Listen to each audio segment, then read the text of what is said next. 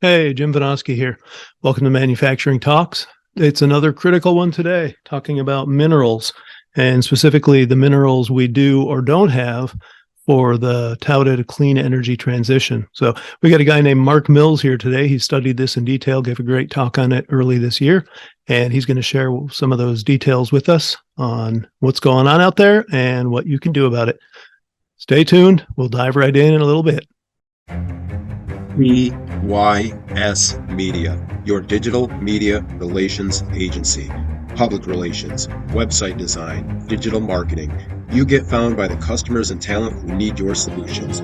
You get media placements in top publications, the best job candidates coming to your website, a digital presence that gets you found by the right people. Call 616-298-8798 to get started today. Welcome to Manufacturing Talks with Jim Vanosky. Industry has a million cool stories, and Jim talks to the movers and shakers who are making them happen. Let's dive in. Hi, guys. Welcome back to Manufacturing Talks. I'm Jim Vanosky, your host, and thanks to our sponsor, DYS Media. We are joined today by Mark Mills for a really important show. So Mark is Senior Fellow at Manhattan Institute, Faculty Fellow at Northwestern University, and he is founding partner at Montrose Lane Ventures. Welcome, Mark. Good to join you. Thank you. Glad to have you here. It's going to be one of my critical episodes here. We'll find out afterwards. You let me know then. I will, yep.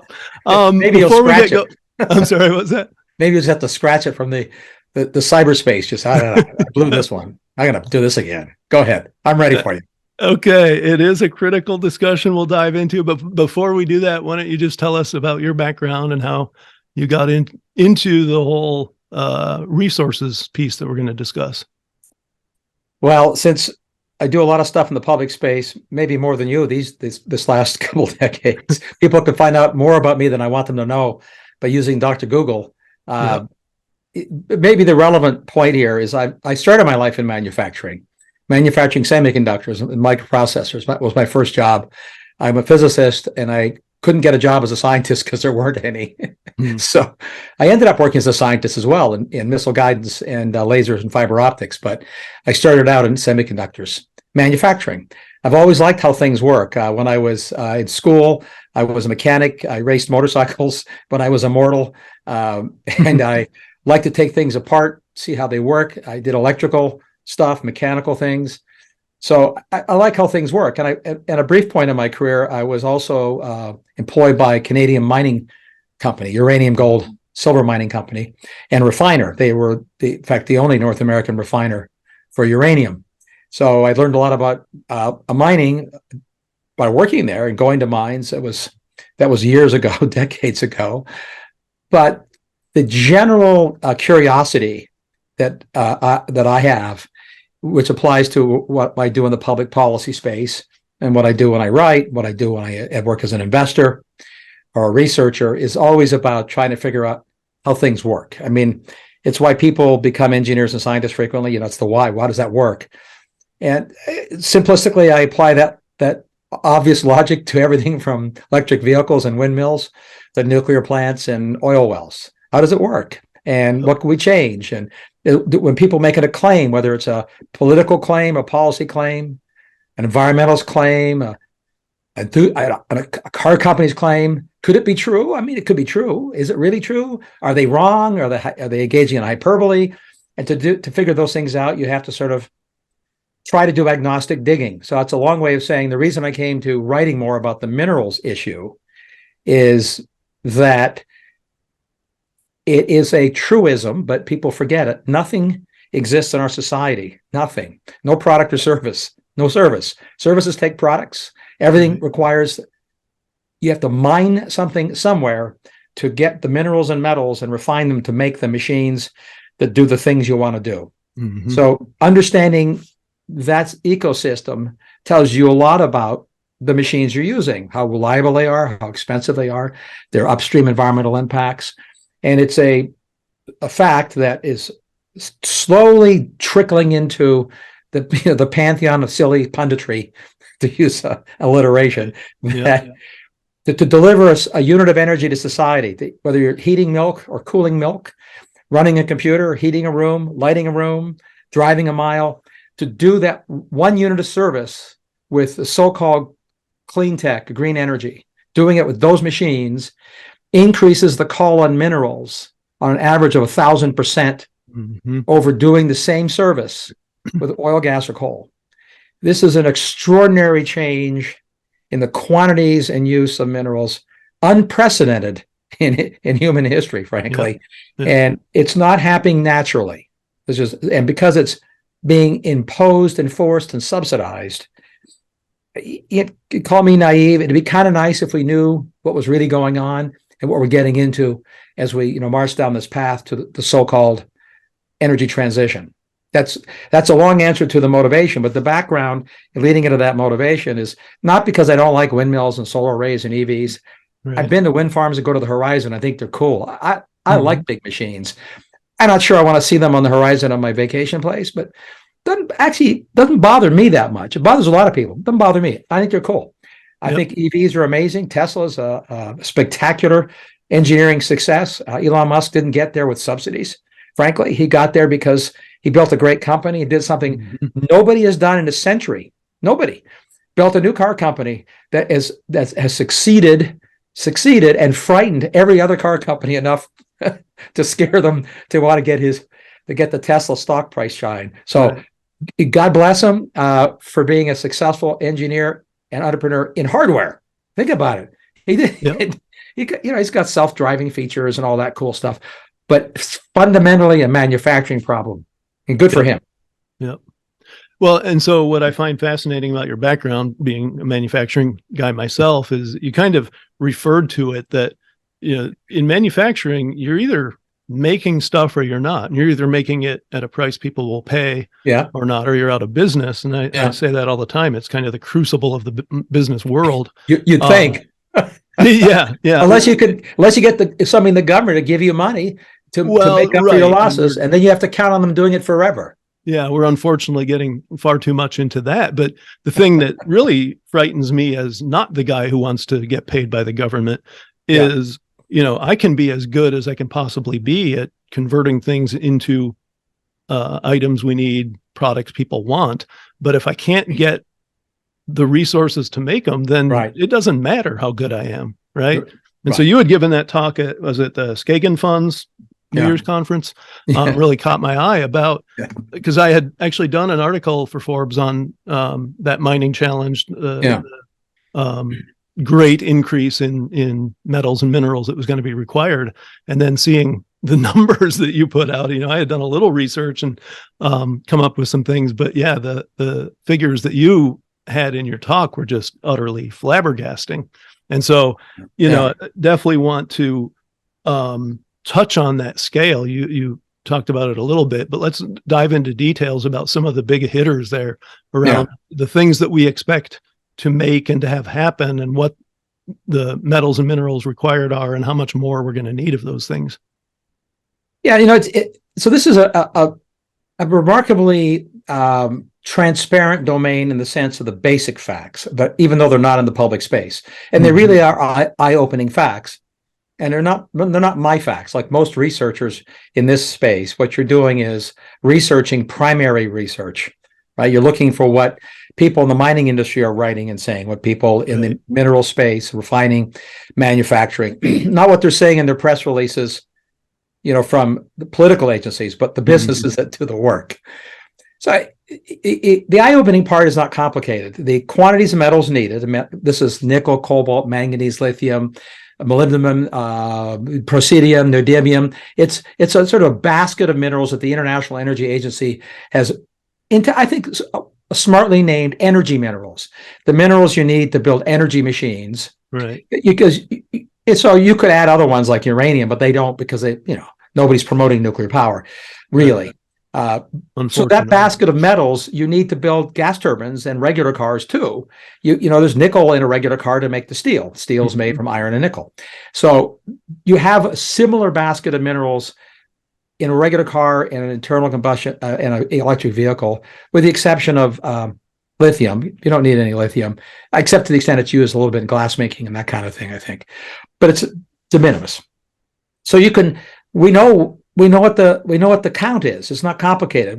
How cars are made is not mysterious. There's no magic. There's no epiphany. Right. The wheels, the tires, the motors.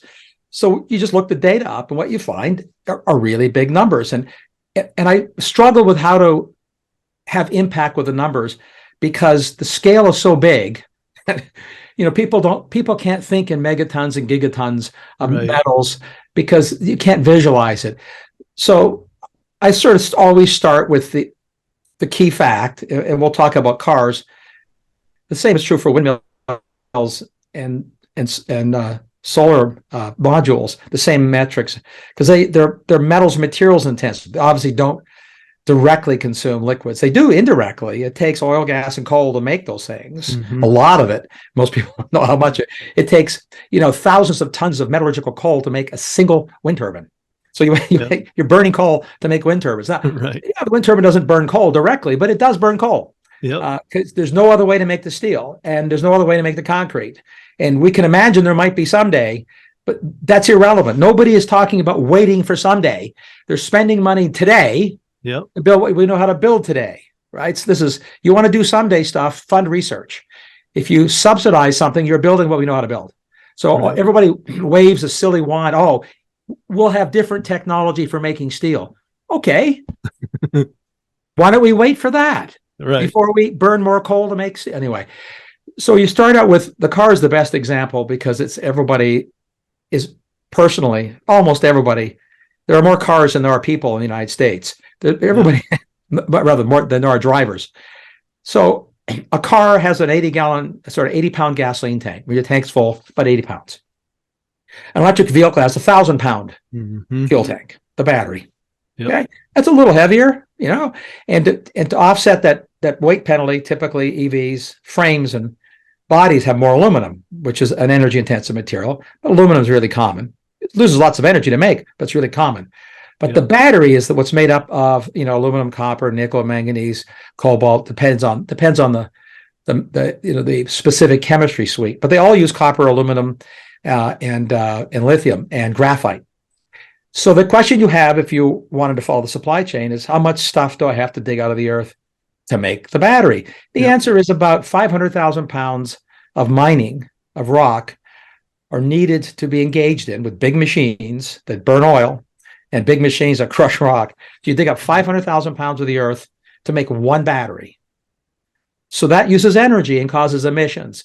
Okay, that's one part of the story that is basically swept under the rug and ignored. But the point you're making is this. If you're a manufacturer, and you probably read the story about General Motors, it was in the Wall Street Journal last week.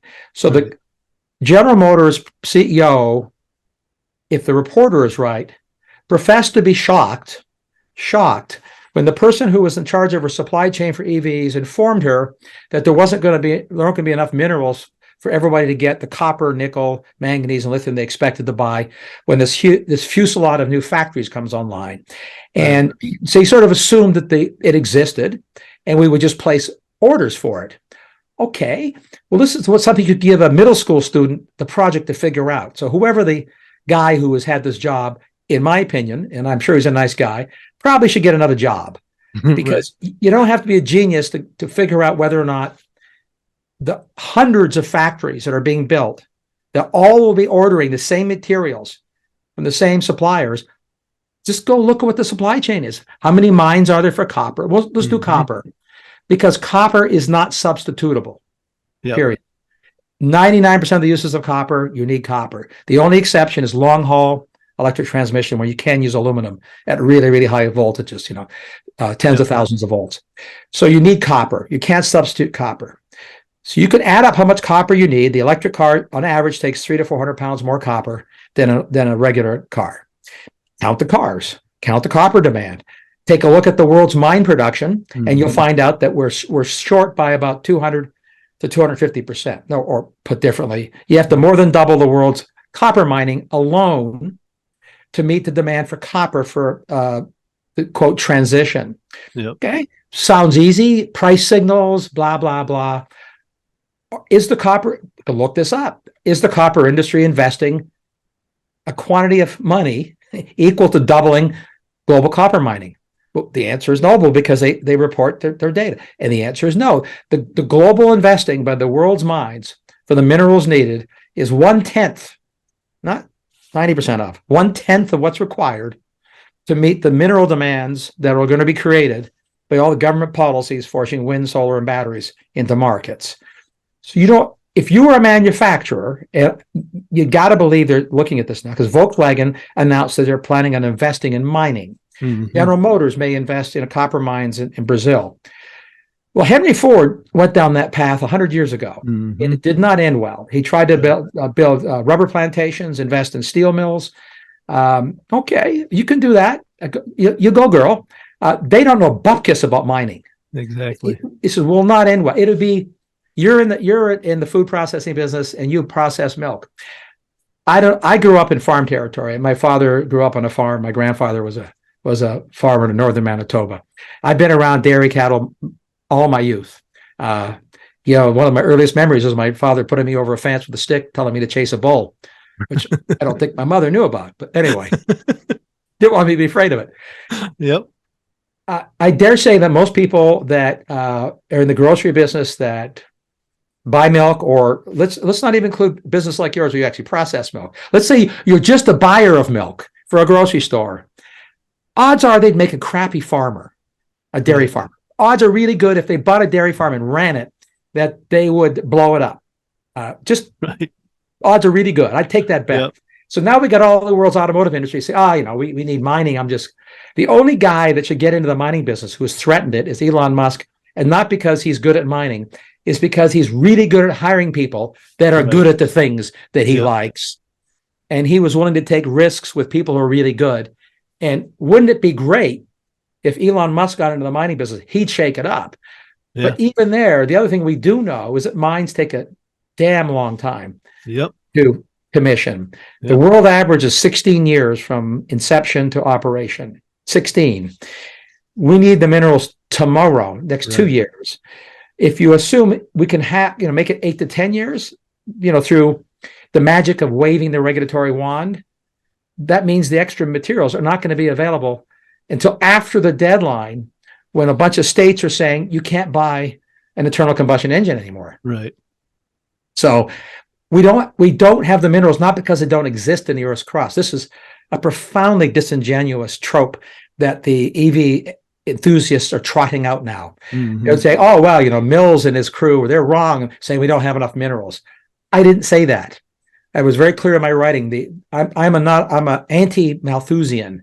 We have an infinite supply of everything on the planet. There are no limits to either humans, minerals, food. We can choose to do it, but the reason we don't do it has nothing to do with the underlying resources. It has to do with decisions by politicians and economic markets. But the existence of copper in the Earth's crust is irrelevant. We know there's lots of it. What's relevant is how many mines did we build? Yeah. How fast can we build them? Is anybody building them? And we know the answer to that. Right. No one is building them. No one's planning to build them. That ought to tell you something. If you're a manufacturer, you should be.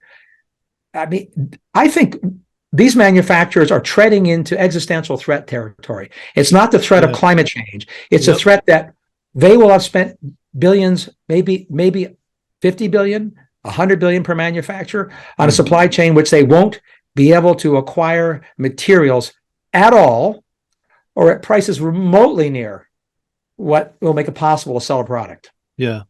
That's the message I've been trying to get across to people, is it's truly an existential crisis at this point. And it's the minerals to build this clean energy transition that's being mandated by our politicians. It's the energy required. We're shutting down more power generation stations than we're putting in these windmills and solar farms. And somehow we think we're still going to be able to grow our economy and to do all these extra things we're going to do for this vaunted clean energy transition. It's insanity.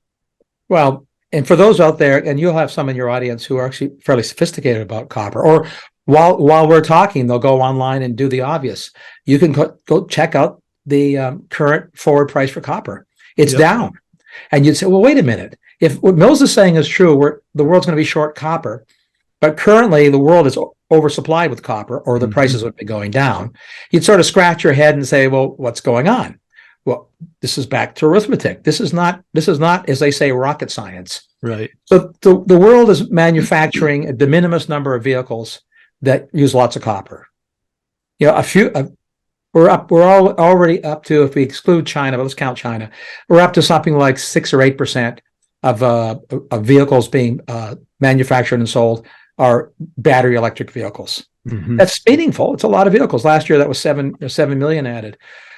Okay, but that's not half of them. There's a tipping point that happens where we're supplying the copper on the margin to a market that's new, electric vehicles. The big market's construction. That's where most of the copper goes. Yep. You know, power plants and construction. At some point, it becomes a significant share of that, and you can do this again. Arithmetic. How many cars do you have to start building before the car market overtakes the construction market in its demand for copper, and therefore we're short copper? And if you model this, it's not hard. It's not a model that requires a supercomputer. It requires the back of the envelope and a pencil. It's a couple years, couple years. So, we'll cruise along. Copper won't be crazy expensive for a little while. Yeah, I wrote about copper and found something interesting because I'd heard those same stories about the prices being down, and they are down over the last 2-3 years. The trouble is, if you look back beyond that, oh wow, they're twice what they were 10 years ago. Yeah, they're only double. They're only double, and they're up substantially. Yeah, they're up. Yeah, almost every metal of significance, roughly speaking, is 200 to 300% more expensive now than 10 years ago. And so you would ask the question: is it a coincidence that we've been pushing wind, solar, and batteries, which consume those metals for the last decade, that the prices have been pressured up on it? So it's got all metals or commodities have volatility, right? But outside the volatility, they're net up because the demand is higher, and there's more people competing on the margin for the next ton of copper or nickel. And we know how the story ends. It's no different than having a shortage of cows and thinking milk prices are going to go down. Yeah, and now we're mandating multiples of what we've been using, and yet we think that we're going to be able to afford these materials. Well, the answer is even if you could mine them and get them, the price is going up. Supply demand, basic economics, right? Well, sure, but how long? I mean, so the response is the market forces will work. The higher prices will lead to more copper. Of course, it will eventually. Right.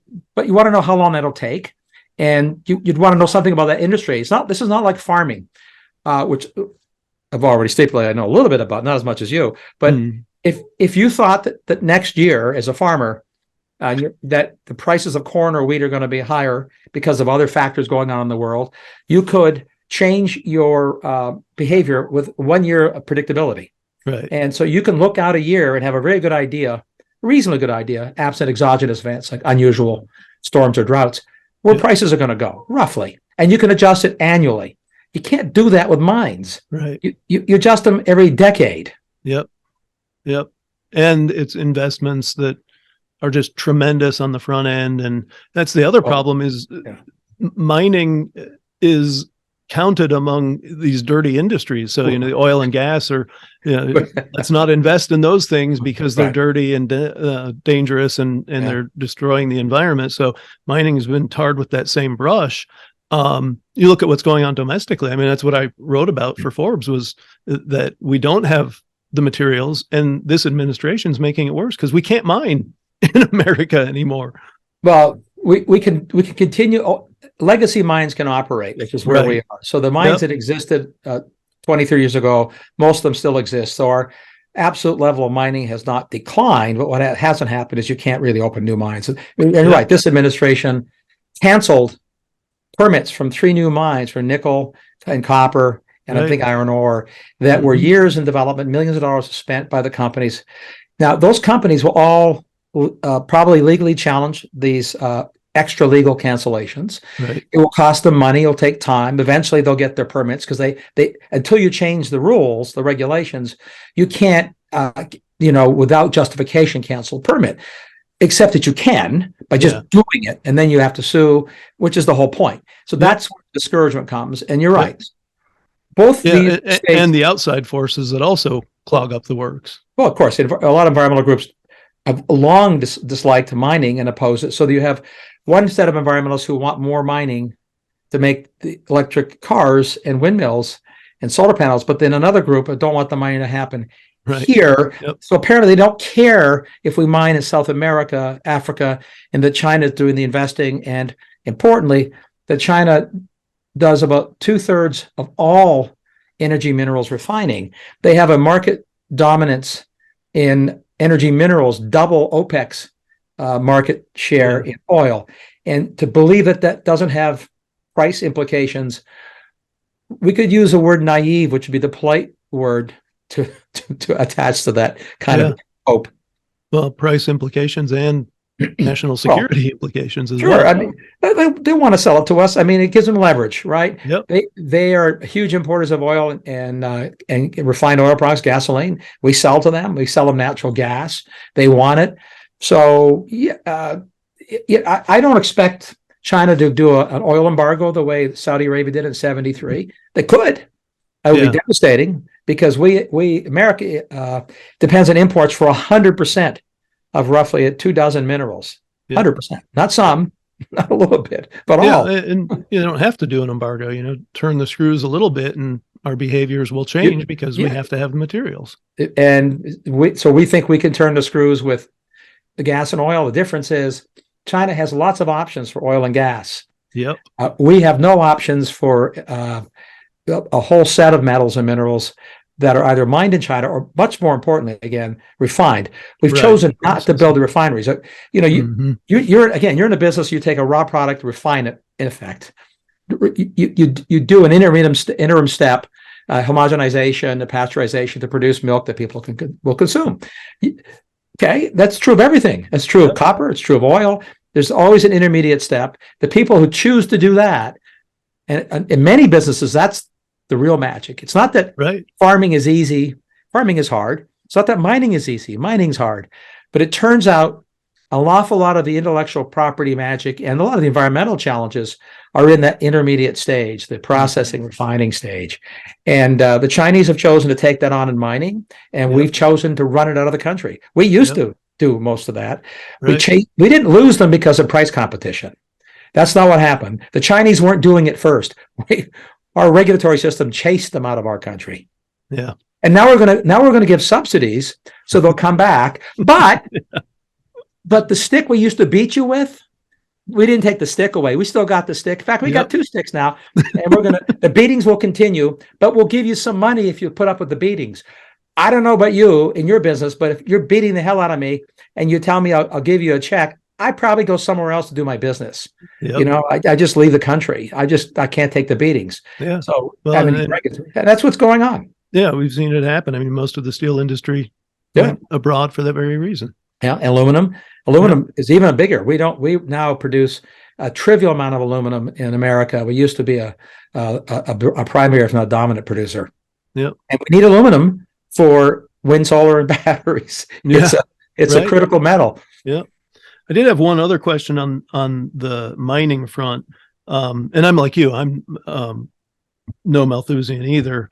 And I believe there are some technological solutions. So I did recently talk to a company that was into the undersea mining. Yeah. Is that a viable solution? I know it's obviously another one that environmentalists are up in arms about, but just from a technology standpoint, do you see that as a potential major contributor?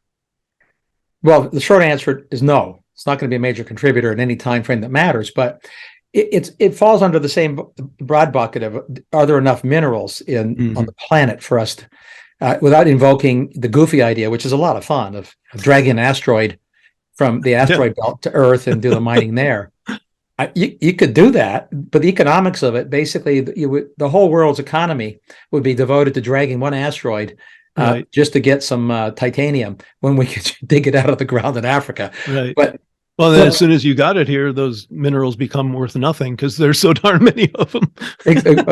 That's a mere economics detail. Whatever. Right. You just basically have to be a monopoly and meter them out and tell people. It all comes back to Soviet style control of supply and price. But the subsea mining is fascinating. So there's a lot of resources on the ocean, because most of the Earth's surface is below water. So whatever resources we think there are on that aren't covered by water, there by definition is many more that are under the ocean.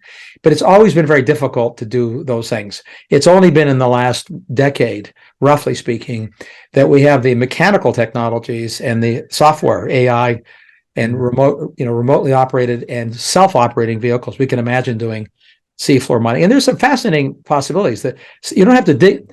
You're not about digging up the seafloor. This is what we're not talking about digging holes in the ocean bottom. It's that there are these modules of polymetallic nodules. I learned that term in my conversation. The result of is the Earth's fissures, the undersea mini volcanoes puking up sort of these nodules of concentrated minerals, and you sort of vacuum them up and send them to the surface. And they're very highly concentrated sources of metals. But the cost comes into the machinery and all the superstructure around deep sea mining. We don't have a shortage of minerals. I'll go back to the same thing. So the offering deep sea mining is a workaround, in a sense, around domestic regulations. Because if you're in international water, in principle, you can do what you want. So there's a movement among the environmental community and the world's governments to figure out how to regulate subsea mining, and that'll be tough. It'll be as tough as regulating anything else that's offshore. I think the world's governments will probably come to some sensible agreement about environmental standards because people want them. I mean, you want some standards, but it'll be a long time before it's really deeply relevant to the volumes of materials needed. I think eventually it'll be extraordinarily relevant, and we'll probably find out that it's at least as, or maybe even more environmentally easy in terms of footprint to do that as it is to dig big holes in the Earth's surface and fragile ecosystems. Yep. But the environmentalists properly point out the bottom of the ocean is a fragile ecosystem too. Yep. And it's one we don't know a lot about. So I guess I'd vote for caution. I think we know a lot about how to dig holes in the surface and how to control impacts there. I'd vote for that. Yep. Hell, I'd vote for dragging an asteroid here because I think it'd be cool. But, but we'll put Elon Musk out of that task. Yeah. And while we're at it, you could fly to Ganymede, the moon of Saturn, because it rains natural gas. There's rivers and lakes and oceans of liquid natural gas on those moons, and we could just put a pipeline to the moons of Saturn. Yeah, so many options. I had one policy question to wrap up with you here, and that is, clearly anyone with sense knows that right now we have mandates that are not going to be delivered as envisioned, right? Multiple mandates that have been issued that aren't going to come to pass as the people who issued them, we hope so. Right. From your experience in the policy world, how does that all shake out? I mean, at some point there's going to have to be backtracking, but is there, in the meantime, colossal damage done to both our production and our economy? Yeah, I think the first thing politicians do is they never say they're sorry. Right. So they just change the actual action on the side of this underneath the same label, which is already happening in Europe. So as you probably saw, the EU is with a lot of debate going on, wants to label natural gas under certain conditions renewable. They want to label nuclear energy as, quote, renewable. So you just label things. So you don't change your renewable mandates. You just change the elastic meaning of the words, because when you're a politician, keep yourself in office. Yeah, you're not going to say I blew it. Yep. But seriously, I think we're on a path where we won't fix things. That is, be more rational. Being more rational doesn't mean no wind and no solar and no EVs. It means no mandates to dictate the scale of expansion of other energy sources, because we're dealing with a subsidized mandate world. I think we're going to have to suffer more damage in the United States, economic damage, supply chain damage, before we have an epiphany equal to what happened when Russia invaded Ukraine and what happened in Europe. So there's some evidence of backtracking in Europe now, not rhetorically. They're still saying they're doubling down on all this stuff. That's what the politicians are saying. What they're actually doing is building natural gas terminals, buying more natural gas from us, authorizing mining, and I mean, they're actually authorizing and providing inducements to go mining, not drilling for oil, but mining in the European continent, which is unbelievably reversal of their old antipathy to mining. Except there's no real mining happening, by the way, for the same reasons there is here, because of the regulations open the mines. And even in countries where they're fast walking the permits, they know it won't make a difference in time. In fact, the German government issued a study last month and on these essential energy minerals, and said no matter what levels of recycling are mandated, no matter what levels of inducements and incentives are provided for European mining, they will be deeply and profoundly dependent on imports of those minerals for more than the next decade or two, for the foreseeable future. So this is not a good thing. People won't like it. By that I mean consumers won't like being told they can't buy a vehicle they can afford, which would be a conventional car. So if they are banned, that'll make used cars more expensive. So all cars will be more expensive. It will, I think, cause a political revolt. I don't think this will go down well. If electricity supplies keep getting more expensive, they are. Wind and solar are not making grids cheaper. Everywhere there's a higher share of wind and solar. This is a one-to-one correlation. This is not anti-propaganda. One can look this up with the magic Google machine on energy information website. Electric rates go up in direct correlation globally and domestically as you increase the share of wind and solar. So the story that it's cheaper isn't true, because it's a half story. When a wind is blowing, the wind electricity, as you know, is cheaper. But you don't get to run the grids cheaper, because obviously the things you have to do to provide power when the wind's not blowing make the net impact more expensive.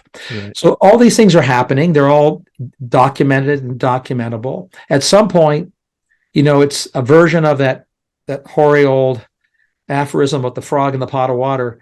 At some point, the water will get hot enough, the power will be expensive enough, reliability will be bad enough that consumers will revolt. There'll be a political shift in this. But I don't think it'll result in people saying, I'm sorry, or I'll change the names and the words. I think they'll do both, which probably what will happen is that we'll leave all the goofy subsidies in place, which are inflationary and dangerous, maybe pull some of them back. But what will probably happen is we'll stop constraining the expansion of conventional energy. And frankly, if you're in that business, that's all you want. You don't need or want subsidies. You don't need subsidies to run your business properly. But it would be really nice if you didn't keep beating me with rules that don't make sense. And if somebody came along and said, we need cheaper milk, and tell me what rules don't make sense, not that you don't want, that don't make sense, that have a cost to your business. Every business can tell a story about that to regulators. If they pull those back to achieve the same goal, safety, quality, all those same goals that we all want for everything, they're environmental and human goals, but you get it at lower cost, at some point people demand that, and that's what happens. I think that's as a policy matter, that's where we go. The question you'd have to have in your head is, how long does that take? I don't know. Another year or two, maybe longer. I don't know. What price? The biggest wild card in all of this is always the price of gasoline, price of oil.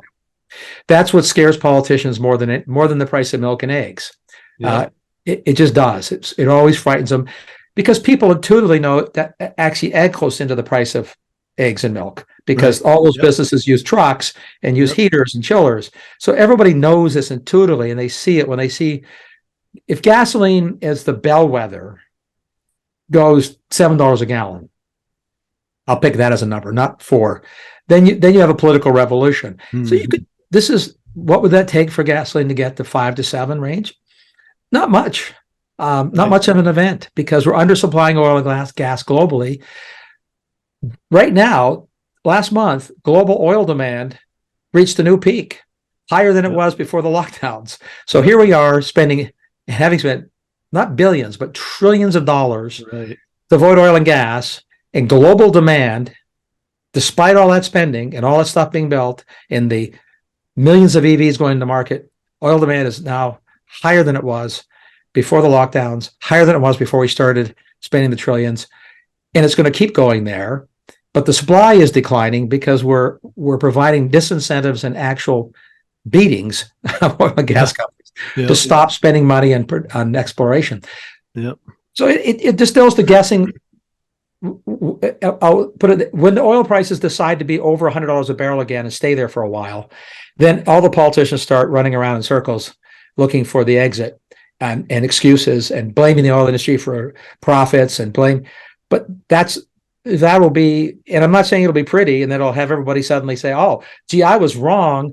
Why don't we let you drill? No, the first thing they're going to say is you can't have those profits. We'll have windfall profits taxes, which will have the effect of raising oil and gas prices even more. Yep. It's crazy, but that's the path. I do a podcast called The Last Optimist. I didn't sound very optimistic. I'm optimistic that we'll get through this at some cost, but we're a very wealthy economy. We're a very resilient country. We will survive it, but I think we're going to have to survive it. There's going to be short-term pain for sure. I don't see an out. Yeah. I was hoping for a different answer, but I kind of figured that was it. Well, your milk's going to get more expensive and they're going to be blaming you. I know. Yeah. It's going to be interesting times, isn't it? Yeah. Well, time to wrap up. I did want you to share with folks out there, where can they find more of your work if they want to learn more on this stuff?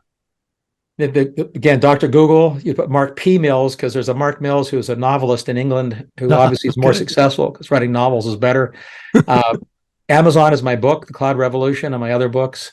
You can go to my website, which has everything. It's tech-pundit, tech-pundit.com. Now I have a collection chronologically of almost not everything. Most things I've written, it's all free. I mean, it's not like I don't do subscriber stuff. I should. We should both go on Substack. Right. Charge. Yeah. Exactly. Oh, well, in time, right? Yeah. Well, Mark, thanks so much for being here. Very informative. Like you said, not the greatest picture, at least over the short term, but people ought to know and get ready for it, right?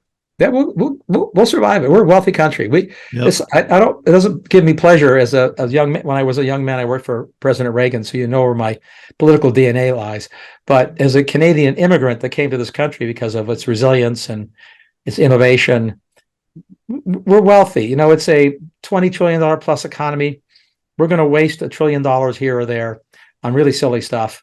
Yep. I wish that money was spent to help people who need money, who need help, instead of on green stuff. I mean, it'd be my wish, but we'll survive that because I think the long run is very bullish for American economy. The long run, we have to get through some stagflation, more bad policies, but we'll survive it. And I think we'll re-equilibrate back to, I'll call it a more balanced energy policy, which isn't free of all this other stuff.